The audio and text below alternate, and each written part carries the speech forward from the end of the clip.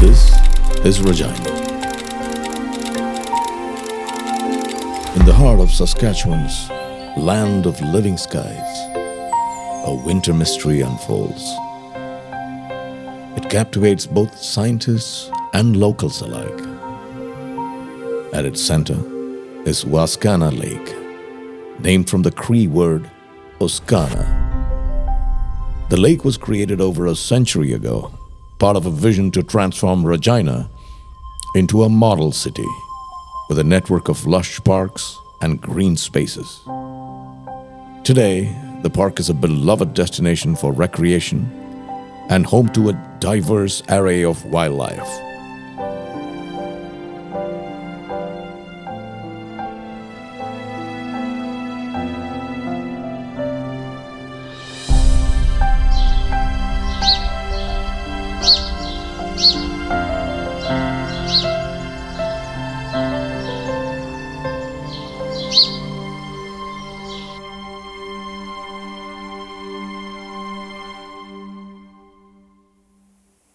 This area of water that's open here right now is a result of the aeration that was put into the lake a number of years ago when they dug out the lake. It was called the Big Dig. And although the water will get considerably smaller, it does stay open all winter. And so there's always some open water for the waterfowl that stays around here all winter. Here in Regina, we're extremely lucky because we have Wascana Park right in the middle of Regina. Provincial legislature is on one side of the park, and probably the jewel of the park itself is Wascana Lake. We have two species of waterfowl that are here a little bit in the wintertime, Canada geese and the mallard duck. And what we're seeing right now is some open water happening.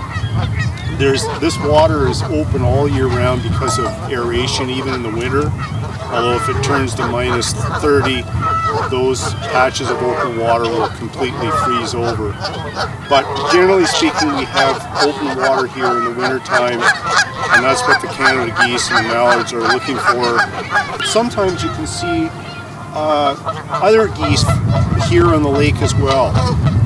The snow goose is a very, very common goose we get flying right over the city, oftentimes over Wascana Lake.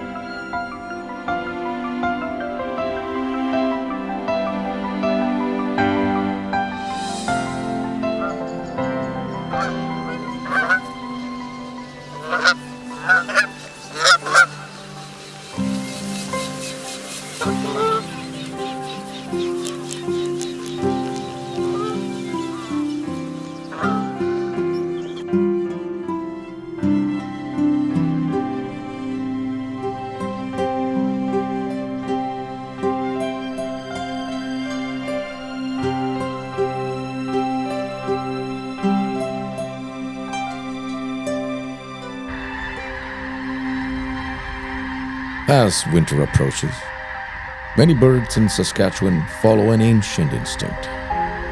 They migrate south to warmer climates, seeking food and suitable breeding grounds. Ducks, swans, and most geese answer this call, leaving the frozen landscape behind.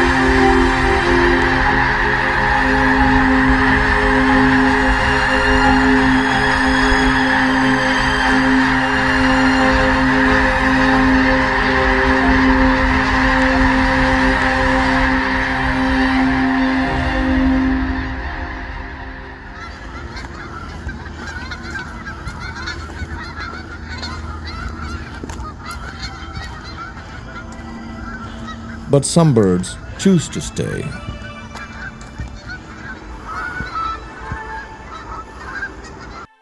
The majestic snowy owl finds a winter home here, perhaps escaping an even more hostile Arctic environment. For the Canadian geese and the mallards, the reason they stay is because of the open water. So if the lake froze up completely, they move on somewhere else. So in Saskatchewan in the winter, most of the open water is at where we have power plants. In the winter, there's actually thousands and thousands of Canadian geese and mallards that winter in the province.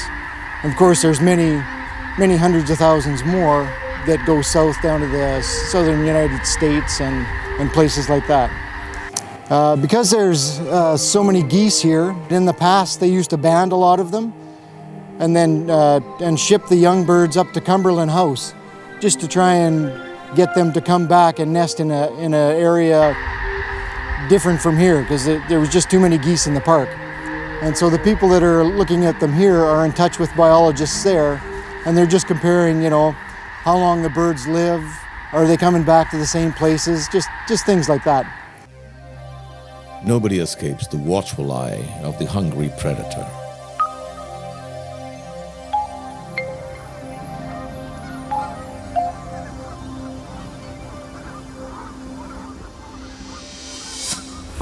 This coyote is prowling the grounds to steal a weak gosling.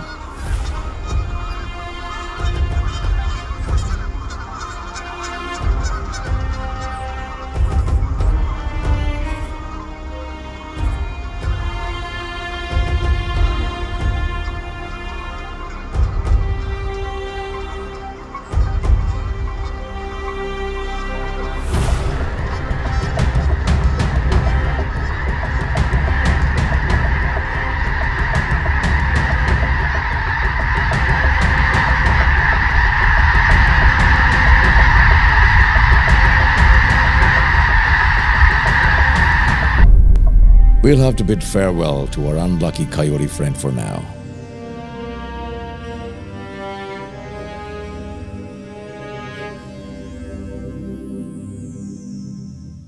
Our story, however, focuses on one of Wascana Lake's most iconic residents, the Canada goose.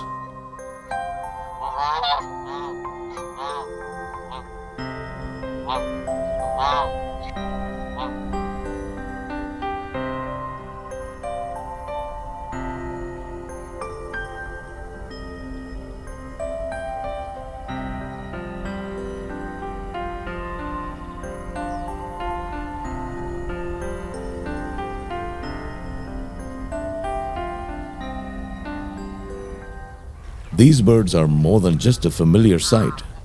They are a symbol of resilience. Against the odds, a resident population of Canada geese thrives here through the harsh Saskatchewan winter. So how do they do it?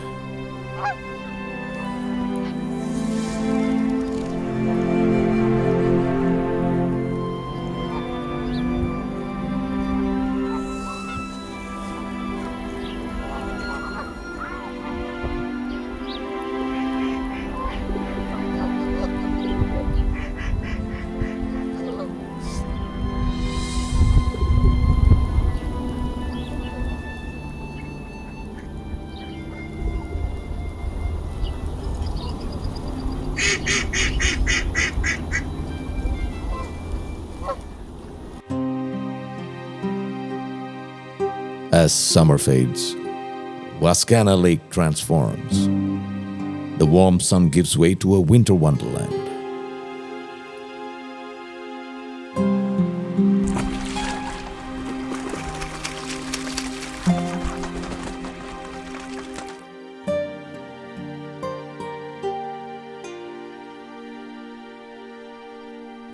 The water stills, the air turns crisp, and the world turns to a shade of white and gray.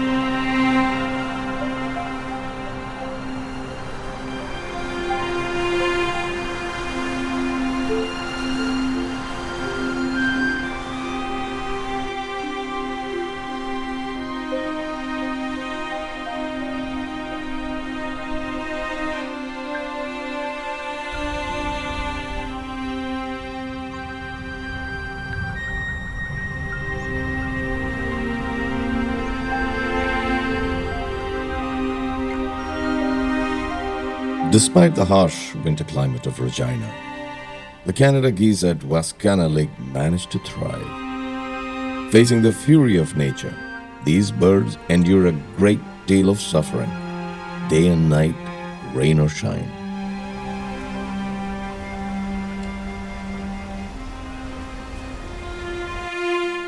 For the geese that stay behind, survival begins months earlier. They feast on grains, grasses, and aquatic plants. Their goal is to store as much fat as possible. This fat layer serves as both fuel and insulation against the biting cold.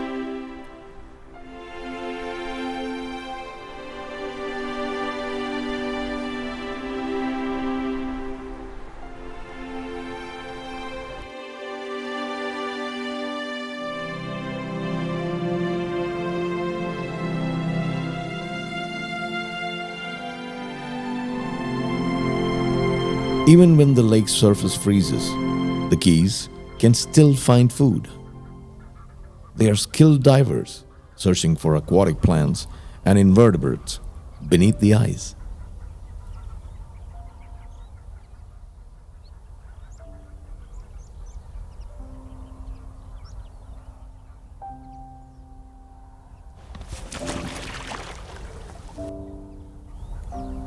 When the lake freezes completely, they move to land, foraging for any available vegetation. They also receive help from dedicated local volunteers who bring them food throughout the winter.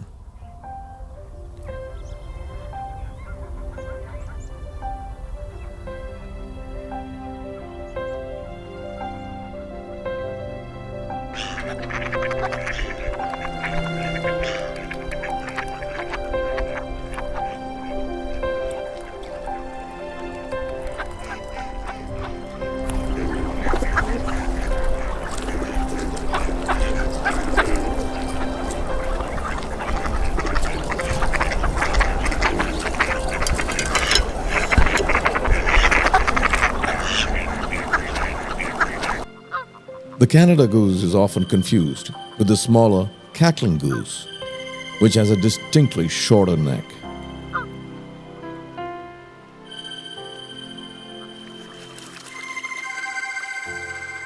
Sharing this winter abode are hardy mallards.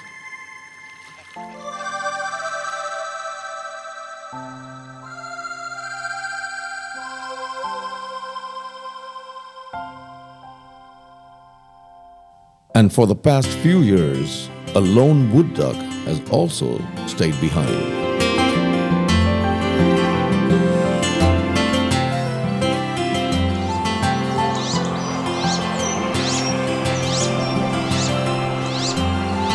Birders have lovingly nicknamed him Romeo, as he has found an unlikely companion in a female mallard, Juliet.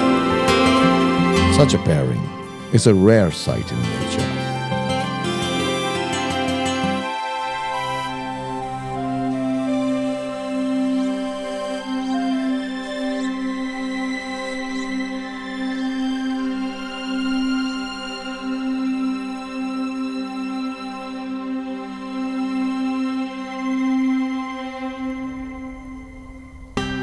But fat is not their only defense.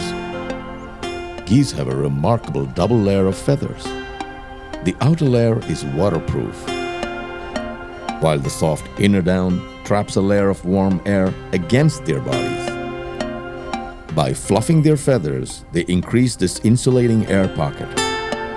This natural coat is so effective they can withstand temperatures as low as minus 50 degrees Celsius.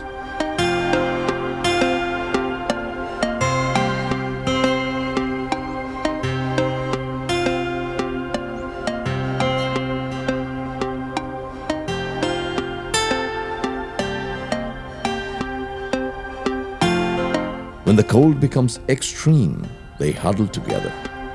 This simple act allows them to share body heat, reducing heat loss for the entire group.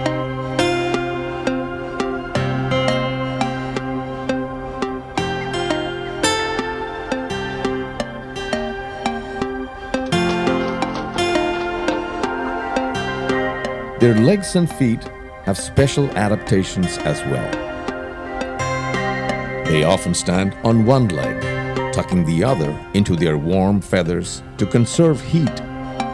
A fascinating adaptation in their legs is a countercurrent heat exchange system. Arteries carrying warm blood to their feet run alongside veins carrying cold blood back to the body.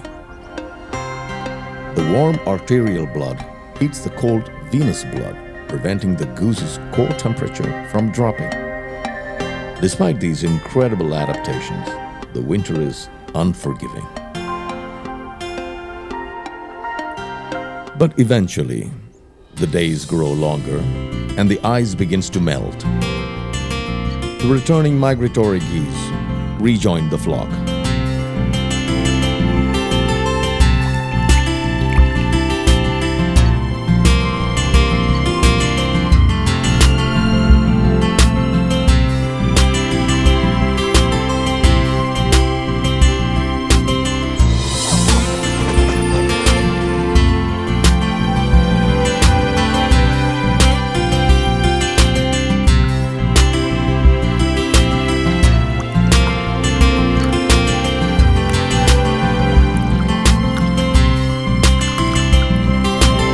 Canada geese mate for life, and soon the pairs prepare for the next generation.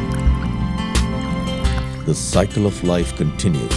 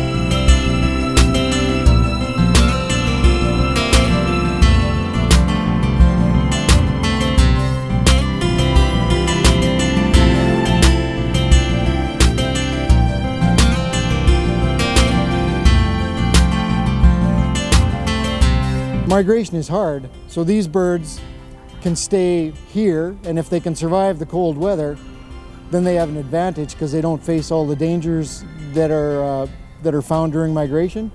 Of course, it's dangerous enough here when it gets 40 below, but then they have an advantage in the springtime because they get all the best breeding areas. They can start early and get their broods off early. You know, do you migrate or don't you migrate? It's just a matter of what do you want to face? Do you want to face flying thousands of kilometers, or do you want to face 40 below weather? The geese that stay behind are a testament to the power of adaptation. They are a beloved year-round feature of Wascana Lake. And yet, a fundamental question remains a mystery. Why do these birds choose to endure such inhospitable conditions, fighting against the odds when their relatives fly to warmer lands? It's a puzzle that continues to intrigue all who watch them.